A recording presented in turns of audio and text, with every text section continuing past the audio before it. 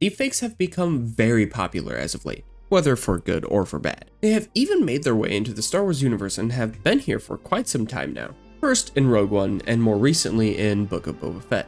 There has been some mixed reception on deepfakes, but I will say there was a massive quality improvement from Mandalorian Season 2 to Book of Boba Fett.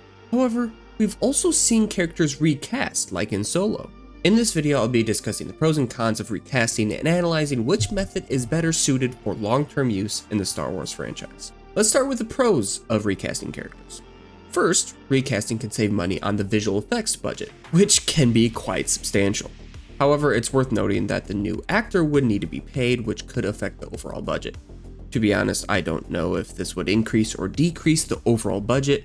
I don't know jack about making movies. That being said, it would allow VFX artists to work on other aspects of the movie or show rather than focusing on someone's face. Secondly, recasting would eliminate the chance of the uncanny valley effect, which refers to the unsettling feeling viewers experience when seeing an artificial creation that almost, but not quite, resembles a human being. With a new actor playing the role, mouth movements will look normal and there will be more and better overall facial expressions. This will also increase the longevity of characters, meaning they can be played by different actors for years and years.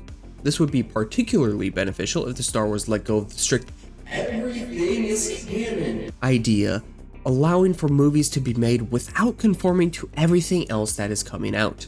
Lastly, recasting gives new actors a chance to prove themselves. Star Wars is a massive franchise that could help many careers. Now let's take a look at the cons of recasting. The most significant disadvantage is that the characters won't look exactly like the original actors. Although they can look quite similar, take a look at Graham Hamilton, who played Luke in Book of Boba Fett before being deepfaked, may take viewers out of the experience when seeing different actors for roles they're accustomed to seeing playing by specific people. The actors in the original trilogy are not only excellent in the roles, but they're just fantastic actors in general. As a result, it could be challenging for a new actor to live up to those expectations and perform well.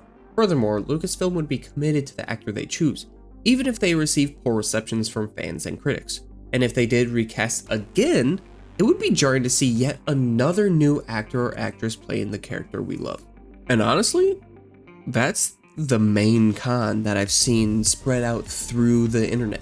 So will Lucasfilm recast? Given their history, the only time they will recast is when it's for a different time period of that character. For example, Alden Ehrenreich as Han Solo and Donald Glover as Lando in Solo. And then there's the deepfake route they went with Leia, Tarkin, and Luke, who has received positive feedback compared to Leia and Tarkin. In my opinion, Lucasfilm will continue to go the deepfake route as we saw in Book of Boba Fett with the incredible de-aging of Luke Skywalker. Comparing the quality increase from Mandalorian Season 2 to here, they may be able to make it work, but it won't be without scrutiny going forward.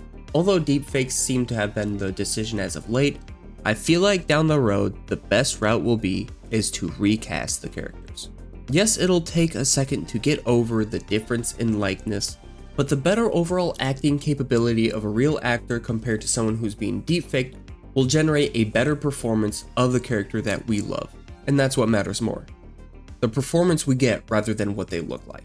Because they're not going to avoid the original trilogy characters or even the prequel trilogy characters going forward. There's just too much nostalgia and they're just such amazing characters in both trilogies that they're going to make returns in some way, shape, or form, whether it's animation or live action. And if they want the general population to watch Star Wars, it'll likely have to be the live action route. So let's consider the future of Star Wars. I think down the line when the constant Star Wars movies and shows eventually fall off, which I think they will, whether that's a good or bad thing is a different conversation entirely, characters will get recast because of different eras like they have been before in Solo, a passing of actors, new regime of leaders at Disney or Lucasfilm, a new company taking over Star Wars, or maybe even a reboot of some sort. While a reboot isn't likely, it would be interesting to see something like the MCU movies, where they pull from all previous content, including Legends and canon movies, comics, and books, to create a new era of Star Wars. Yes, the Star Wars story is what was told by George Lucas, but I'd argue the most important thing George Lucas did was create the Star Wars universe. The universe is more important than the story, and the content that can be produced is endless. A perfect example of this is Visions. None of those stories are canon, but damn were there some fantastic stories told. Funny enough, as I was pulling together this script, this thought I had of Star Wars being more than the story was repeated in a podcast I listened to called the Star Wars Old Canon Book Club. Storytelling, it's such a classic, compelling story that he just needed a skeleton to put his universe on. I highly recommend you give them a listen. I'm a big fan of them as creators and also their old podcast, Star Wars New Canon Book Club, that was canceled because, well, they didn't like what Star Wars was putting out at the time. Anyway, that's all for now. Thank you for watching and sticking through this video. Also, shout out to ChatGPT for turning my semi-coherent bullet points into a fairly coherent script. I hope to do more edited videos like this in the future, especially if it does well, to be honest. If you enjoyed the video, please like and comment what you think about recasting and deepfakes in Star Wars. I think this conversation is just getting started, so I'm excited to see what happens going forward. Take care, and may the Force be with you.